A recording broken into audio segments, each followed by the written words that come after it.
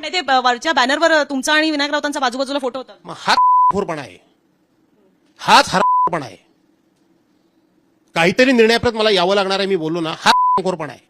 काल एक पदाधिकारी आला आणि मला सांगतो की उद्या विनायक राऊत येणार आहे, 10 वाजता तुम्हाला इथे भेटायला येणार आहे. तो मी कार्यालयात बसलो आणि परस्पर मिटिंगला जायचं, मेसेज लोकांना पाठवायचे की भास्कर या मिटिंगला आहेत म्हणून. पक्षाची गद्दारी करते कोण? जाणीवपूर्वक ह्युमिलेशन करते कोण? तुम्हाला भेटणार, तुमच्याशी चर्चा करणार, दोघांनी मिळून मिटिंगला जायचं. असं त्यांनी तुम्हाला माझं कार्यालय आता बघितलं का तुम्ही?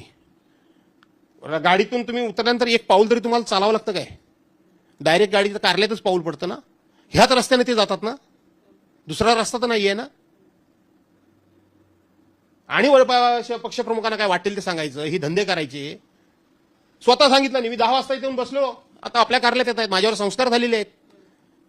आम्ही एका पक्षाचे आहोत, पण माझा दुश्मन जरी तुम्हाला भेटायला जरी या बसा, मी त्याचं स्वागत करतो.